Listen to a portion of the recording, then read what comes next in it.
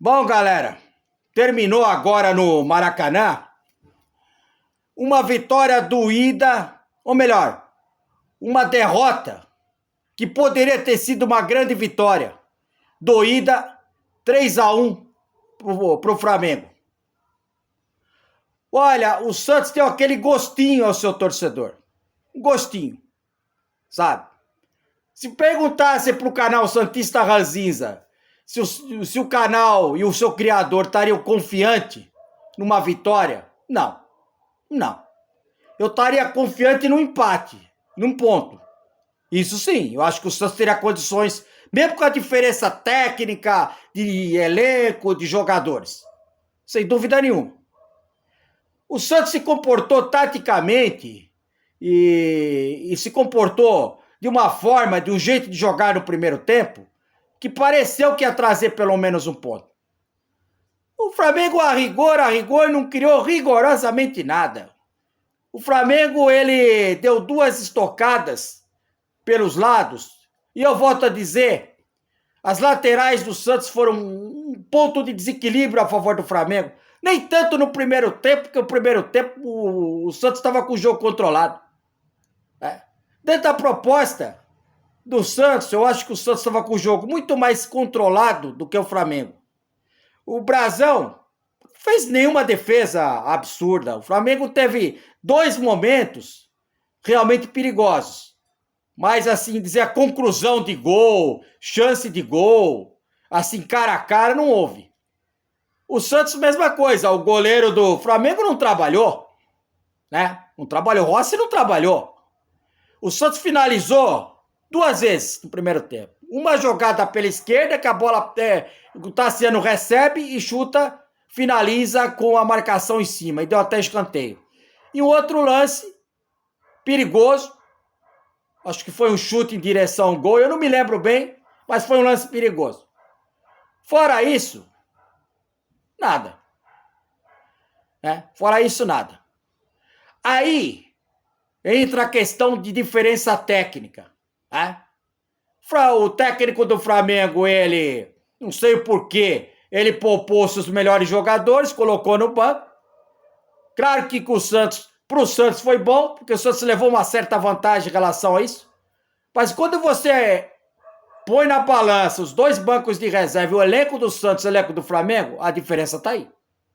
O Flamengo colocou, o técnico Leonardo Jardim colocou a tropa de choque, e aí, meu filho, aí a diferença começou a ser percebida. O Santos começou até bem o segundo tempo, mais ou menos dentro do que foi o primeiro. O Lautaro fez um lance que acho que dificilmente ele vai fazer na vida, porque ele não tem bola e nível para fazer tanta jogada individual como o gol que ele fez. De dominar como ele dominou, abrir espaço, tirar o zagueiro da marcação e chutar da onde ele chutou. Olha, se eu fosse a diretoria do Santos, eu sei que ele está emprestado, eu não vejo a hora que esse cidadão volte ao Cruzeiro, mas se o jogador fosse do Santos, eu faria um DVD com esse gol e colocaria no meu... para ver se algum trouxa se interessa em pegar esse cara. Sabe? Enfim. Aí o Flamengo começou a tocar a bola, começou a trabalhar tanto na esquerda como na direita. Aí o problema das laterais ficou realmente visível. O Santos ali mostrou a fragilidade nas laterais, tanto na esquerda como na direita, principalmente na esquerda. E tanto que o gol de empate do Flamengo sai de uma jogada trabalhada pela esquerda, em passes rápidos e progressão, e uma bola cruzada para o Pedro. O seu Zé Ivaldo, mais uma vez, é impressionante. O Zé Ivaldo, ele consegue, cada gol que o Santos toma, ele consegue estar no meio, ou diretamente ou indiretamente. É impressionante, cara. Não dá mais para insistir com esse cara. Eu confesso que quando o Cuca, acho que até que o Cuca armou bem, Armou bem, dentro da proposta de jogo armou bem, Não dá para esperar que o Cuca, com o elenco que tem, com o material humano que tem, fosse jogar com o Flamengo de igual para igual, né, dentro do Maracanã. Ele armou bem. Agora, o fato dele ter colocado o Zé Ivaldo na lateral só mostra a fragilidade que o Santos tem tanto na esquerda como na direita, em termos de laterais. O Gabriel Menino, que poderia jogar ali, não pôde jogar, tá contundido. E aí foi, o Flamengo aos poucos tomou conta da partida. Dava a impressão, e deu a impressão pro canal aqui, Santista ou Ranzinza, que é o seguinte. E quando eu digo que futebol é uma questão, sobretudo, mental, parte técnica é importante, parte tática é importante, física é importante, mas, sobretudo, galera, mental. Mental. O Santos não teve capacidade mental de segurar 1-0, e mais do que segurar 1-0, de entender como é que seria o jogo. E jogar dentro de um entendimento e de um fator psicológico que ele poderia ter aproveitado essa vantagem. O Santos ainda está muito longe, galera, de ser um time capaz de ter uma condição mental, psicológica, de encarar, por exemplo, um Flamengo no Maracanã com 60 mil torcedores adversários, sair na frente 1-0 e ele tentar se impor nessa vantagem, tentar jogar, não em função da vantagem, mas jogar em função do que o jogo se apresenta. Né? O Santos não jogou, quando fez 1-0, dentro daquilo que o Santos, daquilo que o jogo poderia apresentar a ele. Ele está muito longe disso, muito longe de jogar com a vantagem na casa do adversário. Fora de casa é uma tragédia. Fora de casa o Santos precisa evoluir muito. Eu não digo nem na parte técnica, tática, física, é importante essa evolução, mas principalmente a parte mental, galera.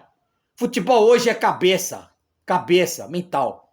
E quando está ganhando de um time que é melhor que você, na casa dele, você tem que ter inteligência para jogar. Você tem cabeça mental e entender como é que é o jogo. E o Santos não teve nenhum mental forte e não entendeu a vantagem que tinha, o jogo que ele tinha para jogar até o final.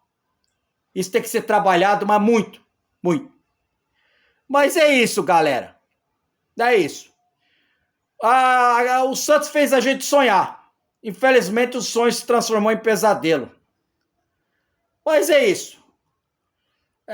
Poderíamos ter trazido um ponto? Poderíamos. Seria importante. Agora estamos aí. Vamos esperar aí o término da rodada. Né? Vamos ver. O Grêmio joga contra o Remo em Porto Alegre. O Grêmio, vamos ver se o Remo consegue dar o calor que deu contra nós na Vila e consegue arrancar o empate. Tem aí os galinha preta aí, daqui a pouco contra o Inter. Aí seria bom empate, né? Empatezinho tava bom para nós aí nesse jogo. O Santos aí continua aí com 10 pontos ganhos, né? Continua com 10 pontos ganhos, está a 2 pontos do inferno. Um bom resultado aí foi o empate entre Vitória da Bahia e Chapecoense. Em Chapecó foi um bom resultado para nós. E aí, domingo não, essa quarta-feira, dia 8, tem a estreia do Santos na Sul-Americana. Fora de casa contra o Deportivo Cuenca, no Equador. Vamos ver. Precisa melhorar muito fora de casa. E amanhã tem a tal reunião do Conselho Deliberativo, que a coisa vai ferver para o atual presidente. Isso eu vou postar.